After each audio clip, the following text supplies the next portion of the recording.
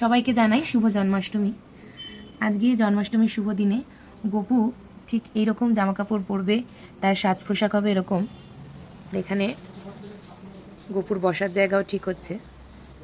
আর ওদিকে দেখাই আমার আরেক গপু পেপার দিয়ে পরিষ্কার করতে ব্যস্ত একজন। দেখি বেটু, পরিষ্কার করছো? তার পোশাক পরে একদম রেডি। দোকানের কাজে ভীষণ সবসময় এখন ব্যস্ত থাকছি, তাই এবছর সাজানো গোছানোটা একটু হলেও কম। সকালবেলা উঠে তাড়াতাড়ি করে যতটুকু পেরেছি ততটুকুই করেছি।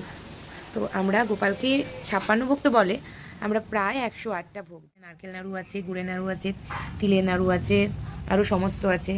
এখানে মালপোয়া আছে, জিলিপি আছে, এখানে চকলেটের থালা আছে, এখানে আছে ফলের থালা।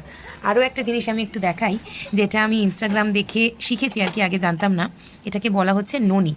ঘিকে গলিয়ে তার সাথে বরফ ঘষলে ঠিক এরকম একটা আকার ধারণ। লোকনাথ বাবারও জন্মদিন, তো এই দিনটাই আমি পালন করে থাকি। আমি তিরোধান দিবস পালন করি না। তো দেখো এখানে আমি লোকনাথ বাবার প্রিয় মাখন আর মিছরি দিয়েছি, এবং গপুদের সাথে আমাদের লোকনাথ বাবাও ঠাকুর ঘর থেকে নিচে এসছে আমাদের কাছে।